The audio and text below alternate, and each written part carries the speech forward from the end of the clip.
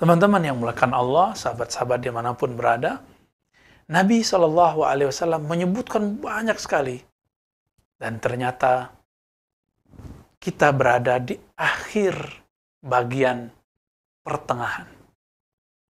Dan ini bukan pendapat saya pribadi, ini pendapat banyak ulama, salah satunya Al-Habib Abu Bakar Al-Adni, begitu juga Al-Habib Umar bin Hafiz, begitu juga masyaikh-masyaikh kita di negeri ini ataupun di Timur Tengah sana, banyak yang sudah mengatakan ini. Syekh Al-Adni, Al-Habib Al-Adni terkenal dengan fikih yang disebut fikih tahawulat. Beliau pun mengungkapkan hal yang sama. Apa tandanya? Tandanya adalah ada kejadian yang sifatnya global dan itu menggoncangkan dunia. Yang di dalam hadis diabadikan dengan sebutan jawrah. Teman-teman, akhir daripada tanda-tanda yang pertengahan ini adalah awal dari kemunculnya fitnatud dajjal dan juga awal dari kemunculan dari hadiyul mahdi, hidayahnya mahdi. Maka kita tidak akan putus asa juga, kita ada harapan. Maka ketika ini terjadi, ini ada harapan. Apa kata Nabi SAW? Allah akan mengutus Al-Imam Al-Mahdi yang akan membawa keadilan setelah muliat al-ardu jawra, setelah bumi dipenuhi dengan kezaliman-kezaliman.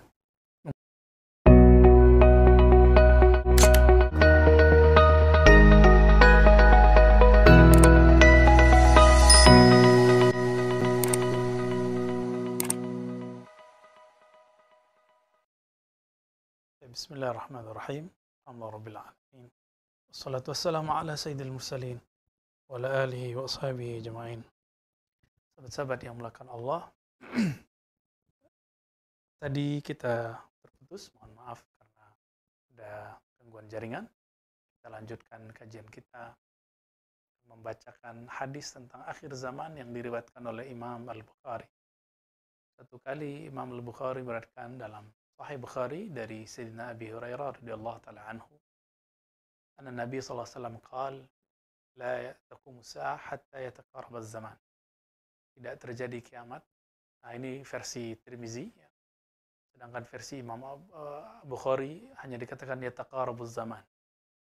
Tidak terjadi kiamat sampai waktu terasa dekat.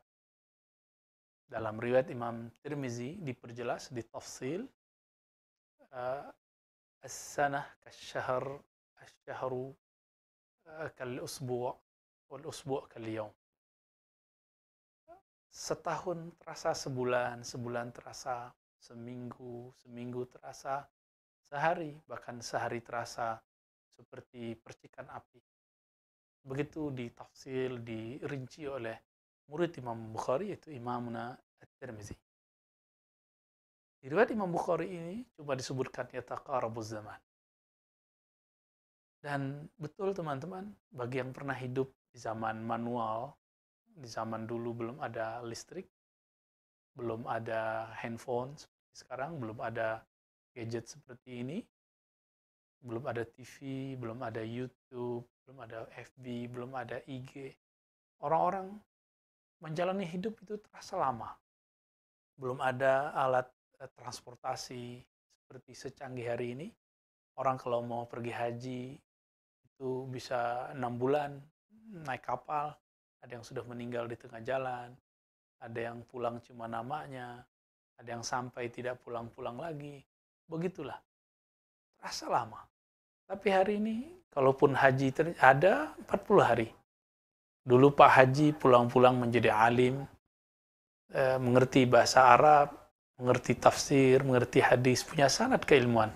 Tentu berbeda ketika hajinya instan, tidak seperti ulama-ulama terdahulu. Waktu cepat sekali berkembang, berjalan. Tahu-tahu kita sudah beruban, tahu-tahu kita sudah menikah, sudah punya anak. Maka benarlah kata Nabi, ini adalah tanda yang sudah mulai dekat. Ini bagian dari tanda akhir zaman yang Nabi sampaikan, sallallahu alaihi wasallam. Kemudian dikatakan di hadis itu, wayan kusul amal. Waktu terasa cepat, tapi orang tidak mau mengejar amal. Amal masih terlihat sedikit. Yan kusul amalu. Orang beramal tidak banyak. Ya. Amal itu, teman-teman, ada amal qalbu, ada amal akal, ada amal jasad. Amal yang dimaksud tentu semuanya, dimulai dari amal qalbu. Jangan kita beramal kecuali kita sertakan qalbu kita bersama amalan tersebut. Jangan berdoa kecuali qalbu kita menghadap kepada keindahan, kehaibahan, kehebatan Allah Subhanahu wa Ta'ala. Karena Allah tidak memandang kecuali qalbu yang menghadap kepadanya. Dan qalbu itu punya dua karakter, sebagaimana dikatakan oleh Imam Athaillah Sakandari. Ada karakter iqbal, memandang, menghadap, patuh kepada Allah. Tawajjuh kepada pencipta langit dan bumi. Ada yang membangkang, menghindar, disebut idbar. Idbar artinya dia membelakangi, membangkang daripada Allah Subhanahu wa Ta'ala. Dan betullah apa yang kata Nabi SAW. Kalaupun hari ini orang beramal, lebih banyak amalnya, amal zahirnya, tapi tidak menyertakan qalbunya. Ini yang kita khawatirkan. Yang Nabi katakan, "Fawallahilladzi la ilaha ghairuh, fawalladzi la ilaha ghairuh." Hadis Imam Bukhari. Demi yang tiada yang berhak disembah kecuali Dia. Inna ahadakum la ya'mal amala ahli jannah. Kamu itu ada yang beramal seperti amal ahli surga. Namun kita dikatakan dalam hadis itu, antara dia dan surga hanya satu zira, hatta ma yakun bainahu wa bainaha illa zira. Hanya seperti sejengkal. Fa yasbiqu alal kitab. Tapi Alkitab telah menentukan bahwa dia tidak menyertakan hatinya, lebih kurang begitu jika dia maknai. Sehingga ketika orang menua atau sakit parah, tubuhnya sakit, jiwanya kosong, maka kekosongan jiwa ini yang akan membuat buruk di akhirnya. Maka ini yang kita sebut su'ul khatimah. Lain dengan orang yang ketika ibadahnya sedikit, tapi dalam sedikit itu dia menyertakan dirinya, menyertakan kolbunya bersama Allah Subhanahu wa Ta'ala. Inilah yang dikatakan Nabi ketika ditanya, apakah amal paling mulia wahai Rasulullah? Rasulullah mengatakan, al-imanu billah, yaitu amal hati, yakin percaya kepada Allah. Maka orang yang yakin kepada Allah, sholat 2 rakaat, sholat sunnah, itu lebih utama daripada orang yang masih meragukan tentang kehebatan Allah, tentang keajaiban Allah, tentang kekuasaan Allah, walaupun dia sholat 1000 rakaat, bahkan 1000 tahun. Sahabat-sahabat yang dimuliakan Allah, lalu dikatakan di situ, وَيَكْثُرُ الْحَرَجِ, banyaklah nanti haraj. Apa arti haraj? Sahabat pun bertanya. Ternyata haraj bukanlah bahasa Arab Mekah dan Madinah. Ternyata ini bahasa Arab orang Habasyah, Ethiopia. Jadi ternyata dari dulu Arab ini banyak ragamnya. Apa kata Nabi? Nabi menguasai banyak bahasa. Al-haraj yai al-qatal. Banyak kematian, pembunuhan. Qatal artinya kematian disebabkan karena pembunuhan. Teman-teman yang melakukan Allah, ketika kita membaca hadis ini, maka terbayang oleh kita bahwa di akhir zaman nanti, ketika waktu sudah cepat, amal sudah berkurang, ada satu yang akan terjadi di masa depan, yaitu banyak pembunuhan.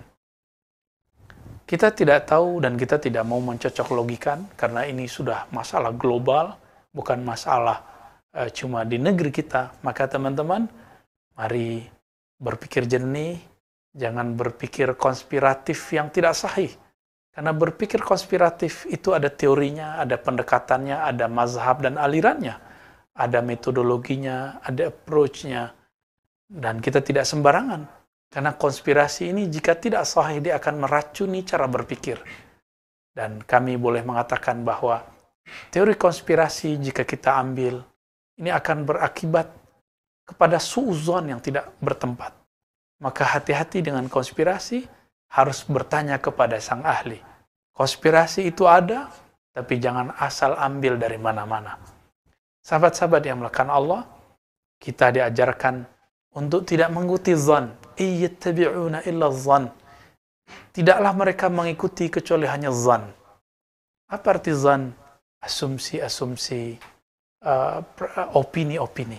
Teman-teman, maka kepada para dai, siapapun yang dengan hati yang paling dalam, hati yang paling jernih, dengan kerendahan hati juga, teman-teman para dai, tolong jangan sampaikan suatu bahan pikiran yang masih bersifat opini.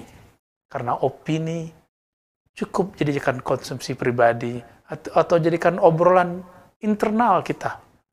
Jangan kemudian dikhutbahkan, diajarkan. Ingat, Nabi SAW mengatakan, di akhir zaman, ketika ulama-ulama banyak meninggal, ittakhadhan nas ru'asa juhala.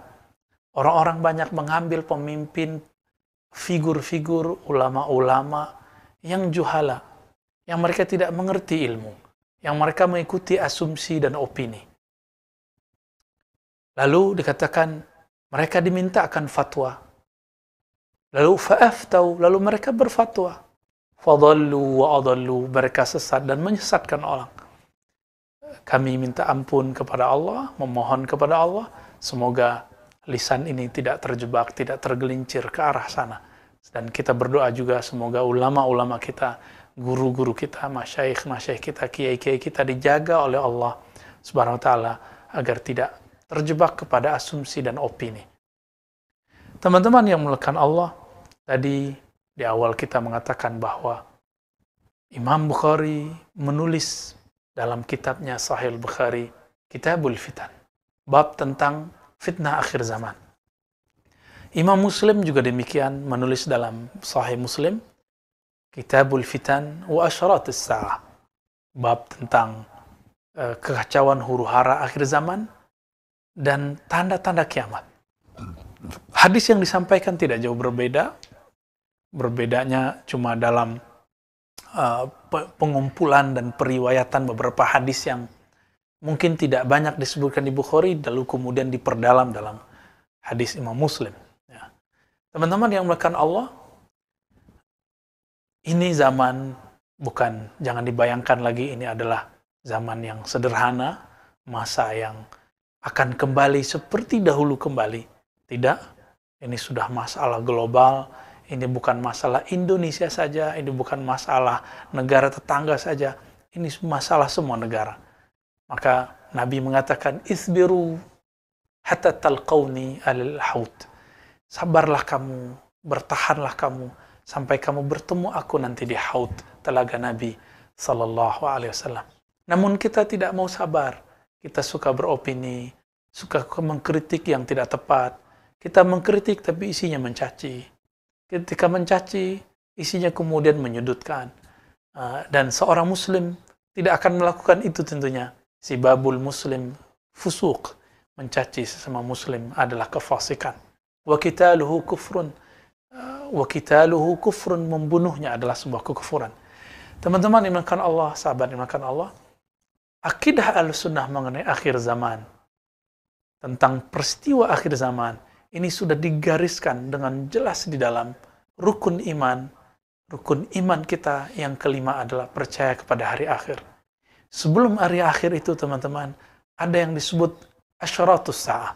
Nah, di dalam Al-Quran dan Sunnah, Nabi menyebut akhir zaman ataupun kiamat dengan sebutan beragam. Kadang disebut as-sa'ah. Sa'ah dalam artian waktu, time. Juga berarti al-qiyamah, berdirinya suatu kejadian. Juga disebut dengan al-waqi'ah, kejadian besar. Juga disebut dengan istilah yang rumit ya, al-fitan ya. Ada zalazil dan segala macam, namanya sangat banyak.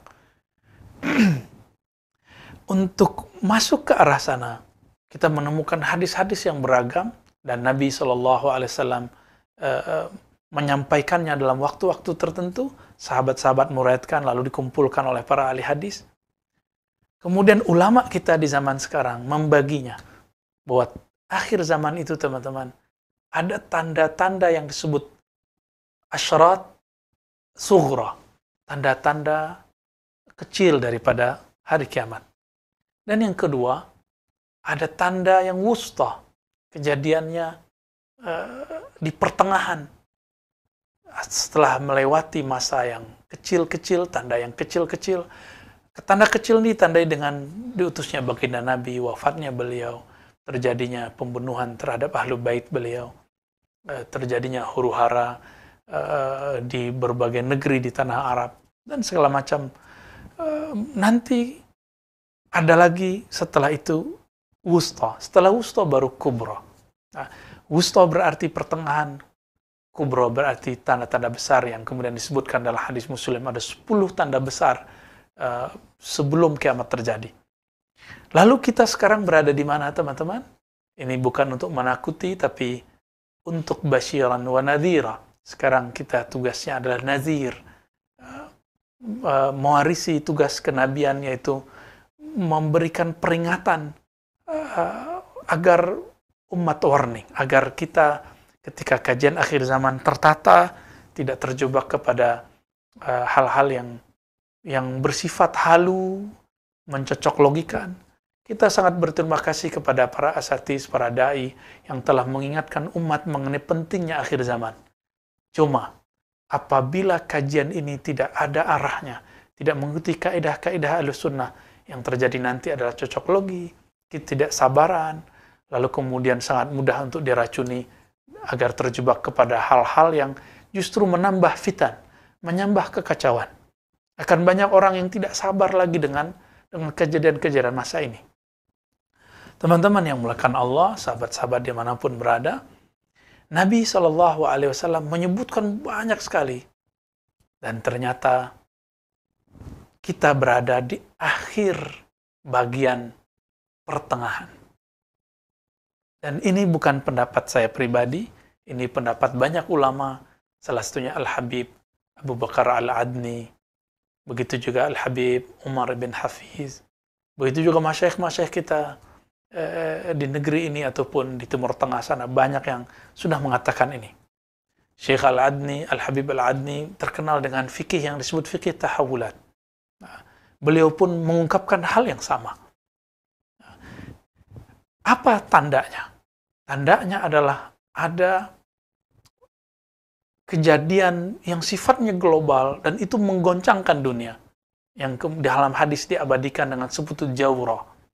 Teman-teman, akhir daripada tanda-tanda yang pertengahan ini adalah awal dari kemunculnya fitnatud dajjal dan juga awal dari kemunculan dari hadiyul mahdi, hidayahnya mahdi. Maka kita tidak akan putus asa juga, kita ada harapan. Maka ketika ini terjadi, ini ada harapan. Apa kata Nabi SAW? Allah akan mengutus Al-Imam Al-Mahdi yang akan membawa keadilan setelah muliat al-ardu jawra, setelah bumi dipenuhi dengan kezaliman-kezaliman. Jawra itu lebih daripada zulma. Jawra ini barangkali bisa juga diartikan konspirasi global, atau apapun. Coba renungkan teman-teman dimakan Allah, kita tidak usah benci satu negara. Kita juga tidak usah kemudian menuduh satu negara. Coba lihat negara-negara yang dulu menyebut dirinya adik kuasa, paling maju. Ternyata mereka mempunyai hutang yang sangat banyak sekali. Dan mereka negara-negara termaju di dunia adalah negara paling banyak hutangnya di dunia. Meskipun mereka menghutangi negara-negara berkembang seperti kita. Tapi pertanyaannya, jika negara seperti Amerika, seperti China, seperti Inggris, seperti negara-negara yang lain, Jerman, Prancis, berhutang. Lalu, siapa yang menghutanginya? Siapa sumber semua ini? Ini pertanyaan besar kita. Berarti memang ada di luar gerakan negara-negara bagian yang kemudian mereka campur tangan di situ. Namun, lagi-lagi, karena teori konspirasi ini banyak zon dan wahamnya, banyak asumsinya, kita menghindari itu. Kita jalani aja, dan kita harus menemukan Hadyul Mahdi. Jejak-jejak, tanda-tanda kemunculan hidayah nur Imam akhir zaman, Al-Imam Al-Mahdi. Yang di dalam hadis Nabi, terutama Imam Abu Daud meriwayatkannya sampai 9 riwayat, dan hadisnya dapat dikatakan saling menguatkan satu sama lainnya. Teman-teman yang melekat Allah, apabila ini adalah masa jaurah, apa arti jaur? Kezaliman yang merata di muka bumi, maka kabar buruknya ini disebut fitnatud dajjal. Ini adalah awal dari kekacauan yang disebutkan oleh Dajjal. Apa arti Dajjal? Dajjal adalah sosok yang pembohong. Baiknya adalah buruk, buruknya adalah baik. Benarnya adalah dusta, dustanya adalah benar. Sehingga kita bingung mana yang benar, mana yang tidak benar. Kecuali Allah memberikan hidayah ke dalam kalbu, orangnya tidak akan terjebak kepada hoax. Namun teman-teman, ada sosok lain, yaitu kemunculan Al-Imam Al-Mahdi. Al-Mahdi artinya orang yang diberi hidayah, yang digaidan oleh Allah Subhanahu wa Ta'ala. Jika fitnatud Dajjal sudah mulai merajalela, memenuhi bumi, coba lihat hari ini teman-teman. Meskipun kita tidak mengikuti teori konspirasi global, tapi coba lihat, apakah ada satu negara sekarang yang tidak terdampak oleh virus yang kita sebut COVID? Tentu tidak ada. Bolehlah kita katakan, silakan ahli ekonomi berbicara sisi ekonomi, ahli kesehatan berbicara kesehatan, ahli kimia berbicara versi kimia. Kenapa kami tidak boleh berbicara versi kami? Kita juga berbicara versi yang diriwayatkan oleh Nabi kita, Nabi Muhammad SAW. Dan ini bukan untuk diadu-adu, tapi ini untuk saling melengkapi. Karena ilmu pada dasarnya dari Allah Subhanahu Wa Ta'ala, semuanya bersumber darinya, tinggal kita menemukan clue-clue kebenaran yang ada di dalamnya. Nah, kami menyebut bahwa inilah masa yang disebut dalam hadis Nabi, muliat al-ardu jawra. Ketika bumi, dunia ini diliputi oleh jaur, ya, kezaliman global, ya, kezaliman yang di sana ada ketidakpastian. Sehingga baru setahun lebih sedikit, mungkin setahun setengah, kita sudah ngelewati masa pandemi yang tadinya tegang sekali, sekarang mulai tegang kembali. Masjid-masjid mulai ditutup, bahkan gereja-gereja ditutup, semua rumah ibadah ditutup. Jadi saya juga ingin mengatakan kepada teman-teman yang seiman, ya, jangan kemudian terjebak mengatakan, oh ini konspirasi menutup masjid. Tidak. Semua rumah ibadah ditutup. Semua kantor ditutup. Apakah ada konspirasi penutupan kantor? Tidak. Teman-teman, mari berpikir jernih. Ini masalah bersama, bukan masalah satu agama. Karena Dajjal itu musuh semua agama. Dajjal itu musuh semua manusia yang percaya kepada Sang Maha Kuasa, Allah Subhanahu wa Ta'ala. Dia nanti akan mengklaim dirinya sebagai Tuhan. Sahabat-sahabat dengan Allah, kabar buruknya itu bahwa kita di ambang akhir dari tanda asyratis sa'ah al-wusta, tanda-tanda akhir zaman pertengahan. Nah, Nabi SAW memberikan isyarat-isyarat. Namun isyarat ini harus dikaji dengan tenang, dengan ilmu ma'rifatullah yang tepat, ma'rifatul Rasul, ma'rifatul alam, ma'rifatul asma. Banyak sekali ilmu yang harus dibaca ketika kita membaca tentang bab Al-Mahdi dan Ad-Dajjal. Sehingga kita tidak kemudian tergesa-gesa mencari sosok Al-Mahdi berada di mana. Sebagai contoh teman-teman, ya. Ada riwayat yang menyebutkan bahwa Al-Mahdi itu keturunan Sayyidina Husain. Ada satu lagi keturunan Sayyidina Hasan. Mana yang benar? Kalau kita tidak memahaminya dengan metode ulama-ulama ahli usul fiqih dengan baik, yang terjadi kita akan mengambil salah satunya dan menolak yang lain. Contoh lain, Nabi mengatakan, Al-Mahdi minni, min walidi Fatimah, atau min itrati min walid Fatimah. Imam Mahdi itu dari keturunanku, keturunan Fatimah. Yuwati ismi, namanya Yuwati. Apa arti yuwati? Yuwati bersesuaian. Yuwati bisa juga berarti bersatu, sepakat. Bisa juga berarti sama. Bisa berarti serasi. Jangan kemudian kita mengartikan, oh namanya seperti namaku. Nama Rasulullah, teman-teman, dikumpulkan oleh Imam Al-Jazuli yang menulis kitab salawat yang sangat indah. Itu 313. Nama yang manakah? Ini yang kemudian jadi pertanyaan besar. Teman-teman yang melakukan Allah, maka jangan tergesa-gesa jika ada seseorang yang mengalami mimpi, mengalami pengalaman rohani, mendapatkan ilham-ilham. Selama dia tidak mengaku Nabi, dan dia tidak tergesa-gesa mengatakan dirinya Al-Mahdi, kita katakan itu minal mubasyarat, seperti dikatakan dalam hadis Imam Muslim. Ya. Kabar gembira yang Allah berikan kepada seorang Muslim. Isbiru, Nabi mengatakan isbiru, sabarlah kamu. Namun banyak orang tidak sabar, bahkan mempercayai sosok Al-Mahdi cuma dengan jalur WA. Ya. Jalur yang sebenarnya ini sulit diterima oleh seorang ahli hadis yang baru pemula pun.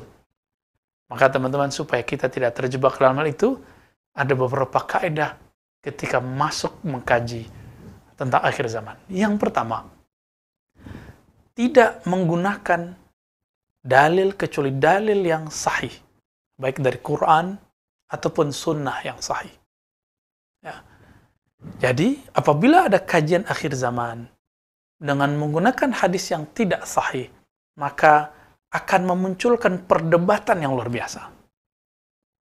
Yang kedua, kajian akhir zaman, hadis-hadis akhir zaman harus sesuai dengan usulul aqidah ahli sunnah wal jamaah. Harus sesuai dengan usul pokok aqidah. Kaidah-kaidah ini sudah diwariskan ulama kita, turun-temurun dari zaman ke zaman, dijaga dengan sanad yang sahih. Sehingga kita tidak terjebak kepada apa yang disebut cocok logi yang tidak sesuai dengan tempatnya. Nah, maka kita harus menghindarkan cocok logi. Nah, dan yang ketiga, teman-teman, as-sabru fil bahthi. Sabar dalam membahasnya. Jangan kemudian terburu-buru untuk mengklaim, untuk menyebutkan, untuk memahami, apalagi menyimpulkan. Apalagi kemudian mengklaim inilah yang paling benar. Bukankah kita sudah trauma di tahun lalu ketika ada satu hadis yang sangat dhaif jiddan, dhaif yang lemah sekali mengenai penentuan dukhan. Dukhan itu berarti asap atau kabut yang merata di bumi di pertengahan Ramadan. Teman-teman coba lihat, apakah terjadi? Sudah 2 Ramadan tidak terjadi. Kenapa? Karena seandainya pun kita menggunakan riwayat itu, riwayat Al-Imam Al-Hafiz Abu Sheikh, itu pun syaratnya belum cukup. Kalau kita mau menggunakan riwayat tadi. Tapi masalahnya riwayat tadi bermasalah. Hadis dukhan ada. Bahkan ayatnya ada, tapi dukhan dalam Al-Quran berkaitan dengan kiamat. Kiamat yang besar itu. Adapun dukhan yang akan terjadi di akhir zaman, kita tidak tahu kapan terjadinya. Ini mirip-mirip dengan ilmu intelijen. Ini pasti terjadi, tapi kapan terjadinya, itu yang tidak tahu. Maka, jangan terburu-buru, jangan menakut-nakuti umat, jangan beropini sebelum itu jelas ilmunya secara qat'i. Jangan kemudian kita termasuk kepada yang dikatakan dalam hadis Nabi, fa'aftau, fadallu wa adallu. Lalu mereka berfatwa, berpetuah, berceramah, lalu mereka sesat, keliru, dan menyesatkan, membuatkan semua orang keliru. Kita sudah lihat betapa paniknya banyak orang di tahun yang lalu. Kita mau ulang kembali? Tentu tidak. Maka tips tadi teman-teman, dalilnya harus sahih. Kemudian tidak melakukan cocok logi, ya, tapi harus sesuai dengan kaidah-kaidah usulul aqidah, usulul hadis, usulul fiqh. Dan yang ketiga, as-sabru fil bahthi. Sabar dalam membahasnya. Inilah yang dilakukan dengan baik apik oleh Syekh Al-Habib Abu Bakar Al-Adni.